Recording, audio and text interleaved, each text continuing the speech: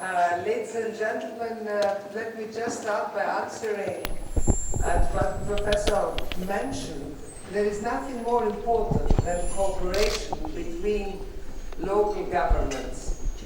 And he mentioned an agreement between Bulgaria, Turkey, and Greece.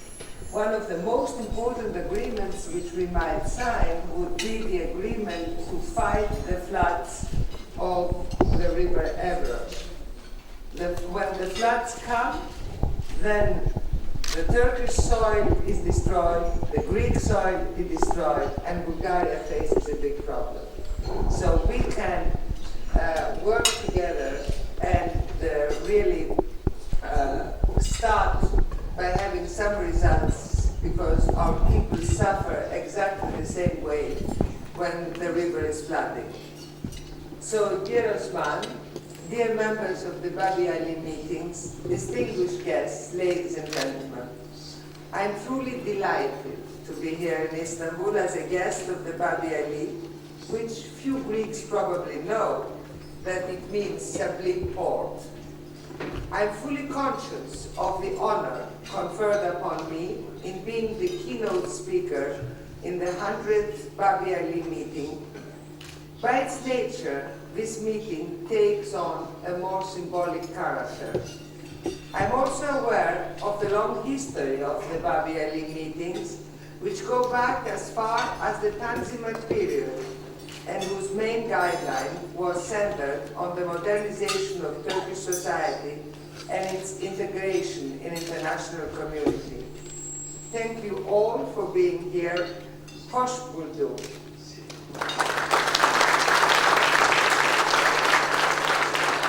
Ladies and gentlemen, it is customary for us politicians, for political speakers, to talk of critical moments.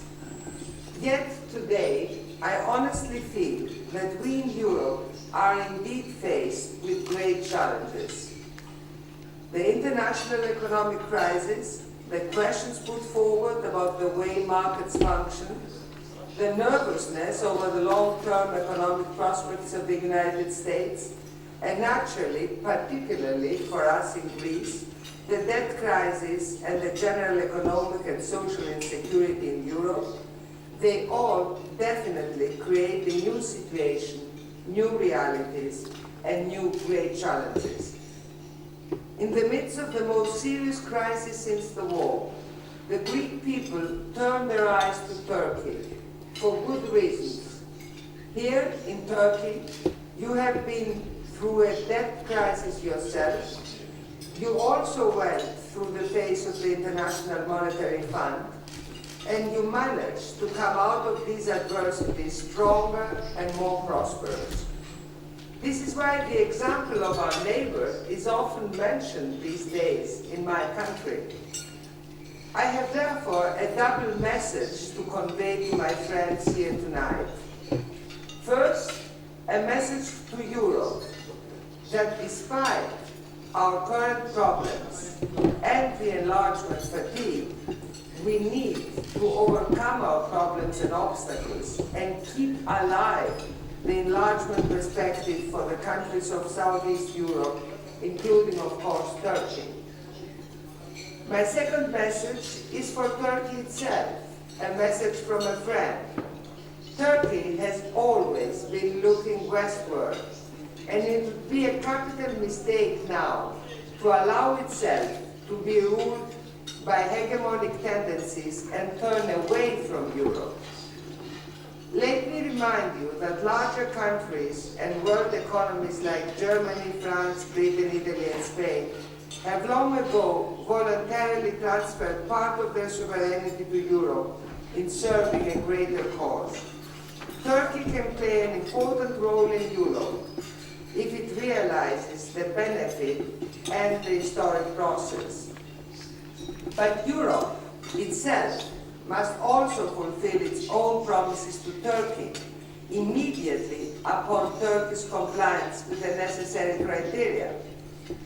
For Greece, the principle is straightforward and clear. Full compliance, full membership. Before I conclude with the first point of mine, ladies and gentlemen, let me make a last remark. Complying with European criteria and with the negotiation framework for entry into the European Union is, in my opinion, to the benefit of the Turkish people themselves. It is the Turkish people who will enjoy prosperity and all the rights the European democracy guarantees for its citizens. It's the Turkish people who will enjoy peace and stability when the zero problems with neighbors policy of my friend Minister Davutoglu actually materializes. The soil in our two countries is now fertile. To take the case of Greece, the changes since 1999, when we both hastened to come to each other's aid after the earthquakes, are spectacular. The Greeks today increasingly visit Turkey, have Turkish friends, and admire the significant progress of Turkey, both as an economy and as a society. The Turks also increasingly look at Greece not as an antagonist anymore, but as a friendly country to the West, which is the only member of the European Union close to their way of thinking and sharing, as the mayor already mentioned, common social and historic experiences. Ladies and gentlemen, dear friends, the first 1,000 years of our coexistence politically can easily be described as the millennium of conflict. This is explicable given the many armed conflicts that occurred, particularly between 1071 and 1453 and since 1821. But in 1923, our two greatest statesmen started a new course: peace, cooperation, friendship, and even alliance. This brings me to my second point.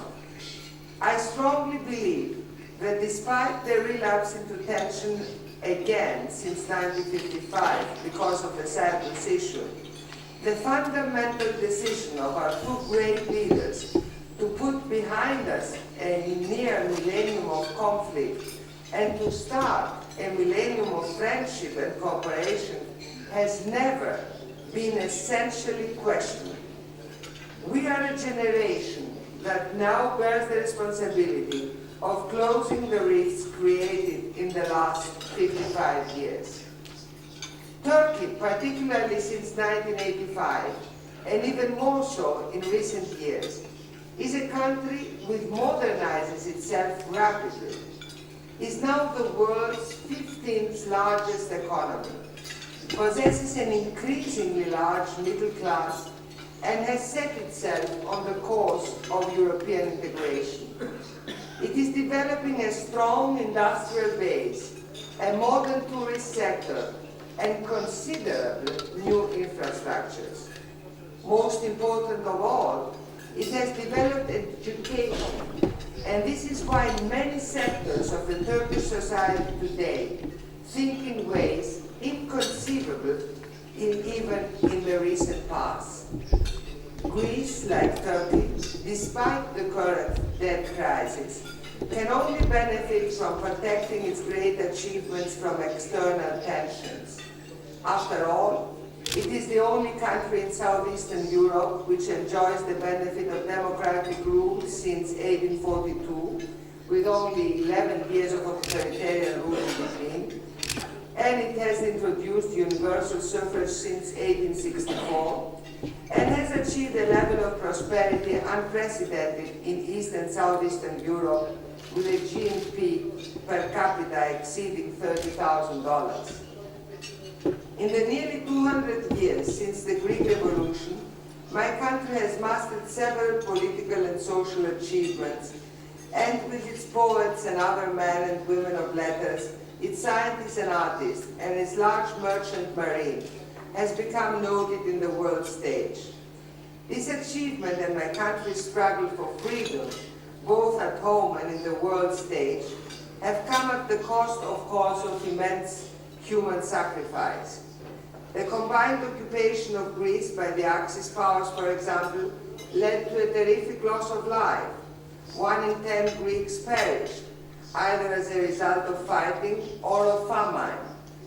Twice in the 20th century, my country lost millions of people, and yet it rose again to be the most democratic and prosperous society in our region.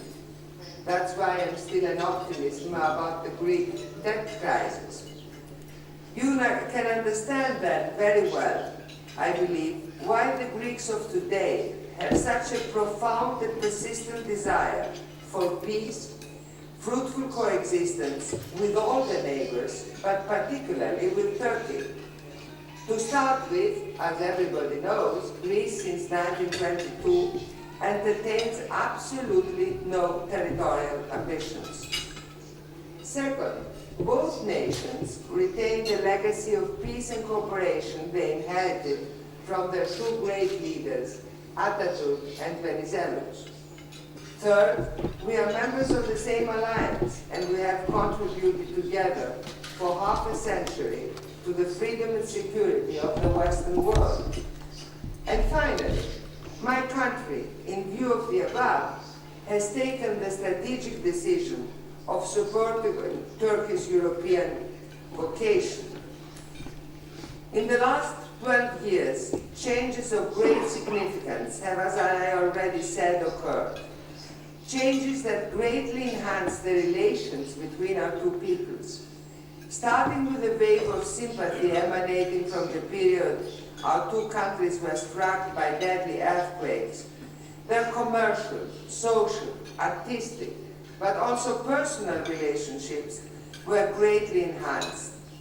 I believe a policy of closing all existing differences our two great countries have enjoys now the support of the vast majority of our people.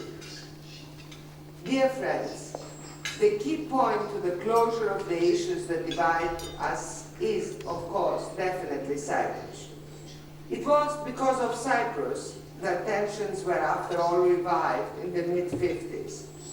Hence, a final and just settlement of the island, a settlement that will be to the general satisfaction of both communities, will offer the necessary impetus for the solution of all remaining differences. I have recently visited Cyprus in my first trip abroad as president of the newly founded Democratic Alliance movement, and I have personally witnessed the strong will of President Christofias and his government, as well as many other political forces in Cyprus, to reach a comprehensive agreement solving the Cyprus problem. Naturally, to be honest, the election of Mr. Erdoğan as leader of the Turkish Cypriots on a hardline platform has not made things easier. It is important to stress at this point that while the Greek Cypriots enjoy full political and economic independence from Greece, and even, I must confess, a higher level of prosperity, the Turkish Cypriot community is almost entirely dependent, politically and economically, on Turkey. And Turkey maintains a strong military presence in Cyprus as well. Turkey enjoys, therefore, a leverage of influence upon the Turkish Cypriots that can contribute to the final solution of the problem, encouraging Mr. Erdoğan to adopt a more conciliatory attitude. Greece, too, to the measure of her ability, is also extending her support and encouragement to the Greek Cypriots for a final settlement of the Cyprus problem. I welcome the high-level meetings expected to take place under the auspices of the United Nations in Geneva in January, but I must emphasize that the solution itself must be the result of a Cypriot-owned process, because at the end of the day, the Cypriots will vote again if they accept any solution proposed to them. Ladies and gentlemen, Greece and Turkey taken separately are core countries geopolitically. But my theory is that as a combined geostrategic area, they form one of the most important such areas in the world. Both as foreign minister and now, as President of the Democratic Alliance, I consider it my duty to work for closer and more fruitful Greco-Turkish relations. The development of exactly such relations and the maintenance of a high-level cooperation between our two countries multiplies the advantage for both. Our two nations, as I said earlier, at the level of peoples, are already moving rapidly on the road of friendship and of an increasingly accelerating economic cooperation. The level, therefore, of our political relations must sooner or later reflect the realities our two peoples are already creating. Dear friends, the Aegean Sea must be a bridge of cooperation between our two countries, not a dividing line. But when we reach the final stage of exploratory talks and we will need to take the crucial decisions, we must remember that we have to be realistic. No one ignores, for example, the fact that Turkey possesses an important littoral in the Aegean Sea. But this sea for Turkey is not the Black Sea or the Mediterranean.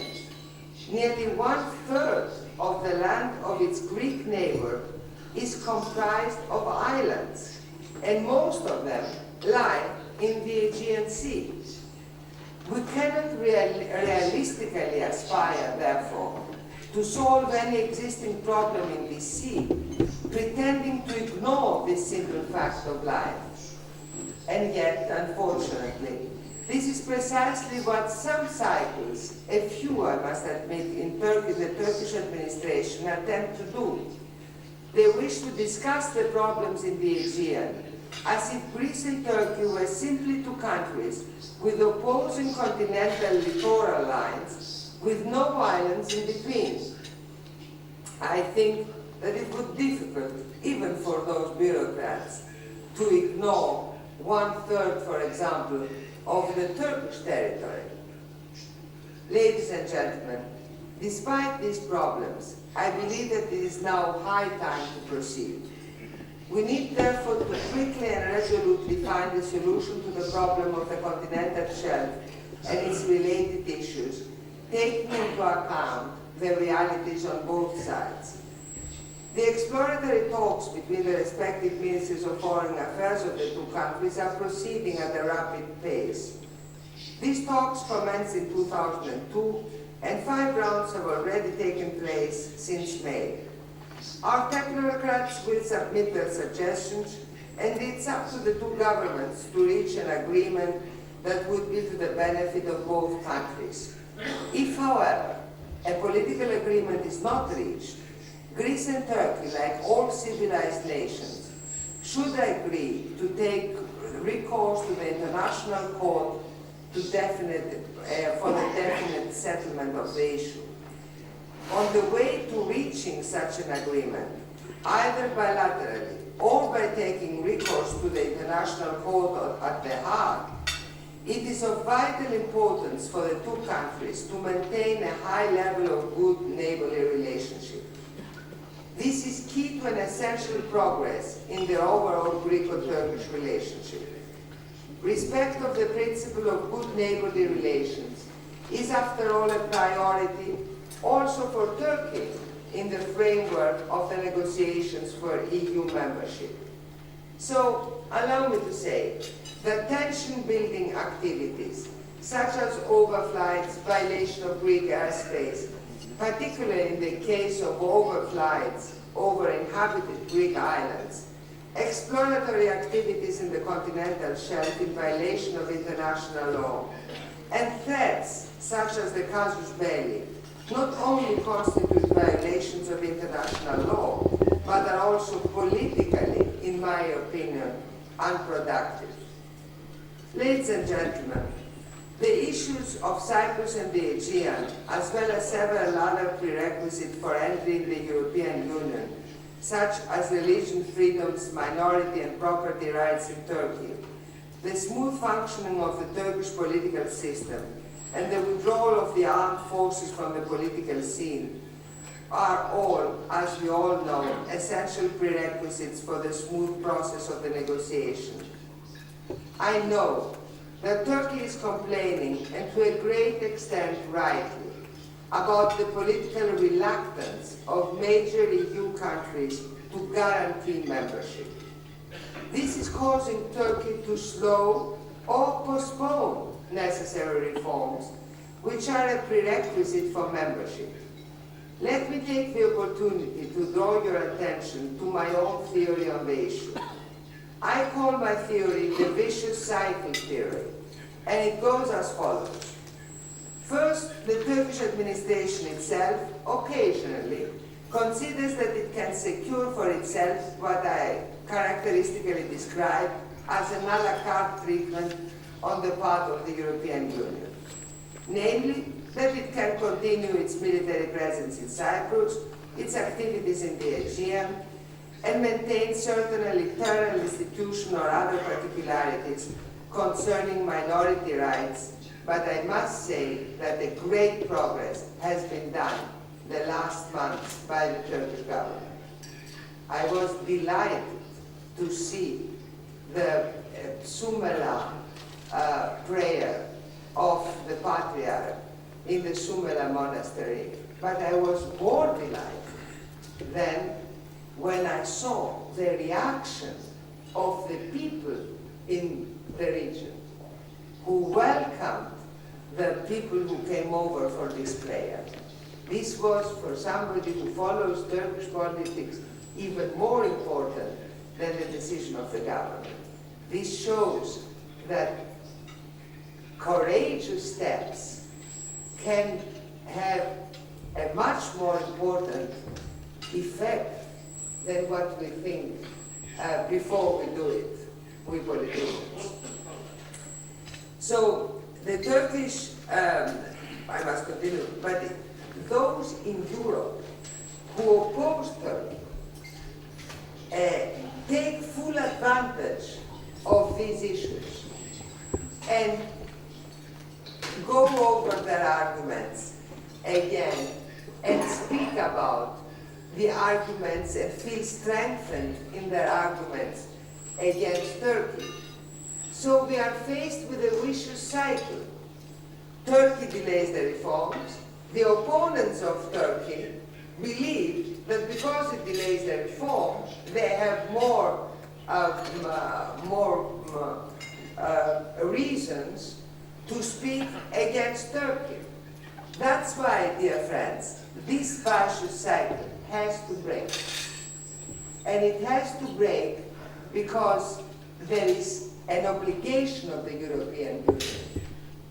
When Turkey agreed to become a member state, she agreed to become a full member of the European Union.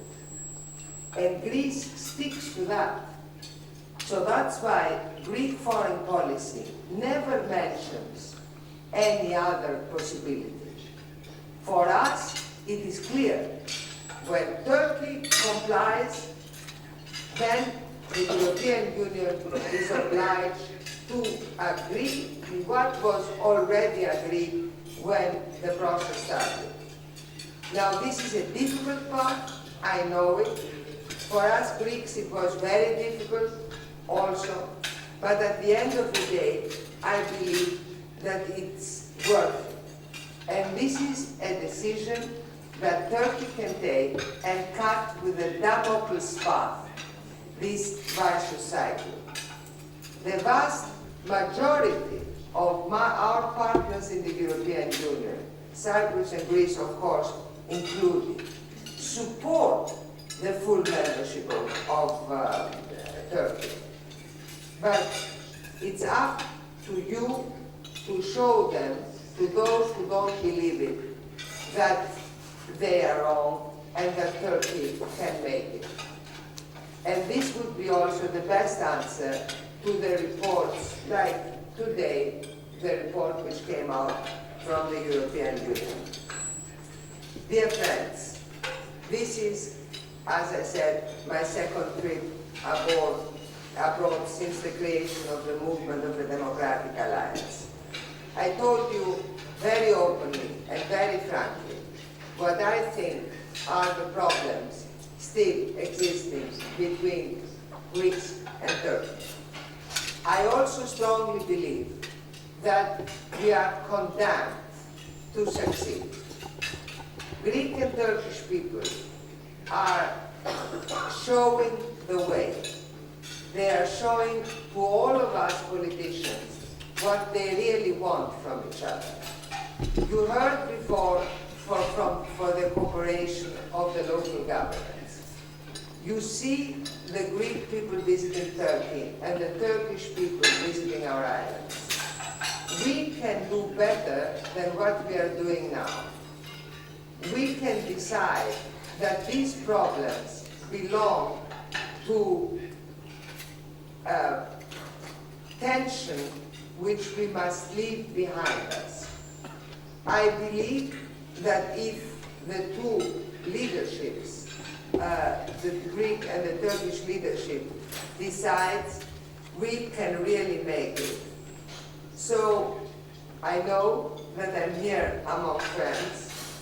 I will answer every question which will be put to me as openly and as frankly as I can. And I want once more to thank my dear friend Osman Ataman and all of you who are here at the meeting. And believe me that there are a lot of Greeks, as a lot of Turkish people, who really want at the next meeting of a politician to hear only the good news and that all the problems will be solved. Thank you very much.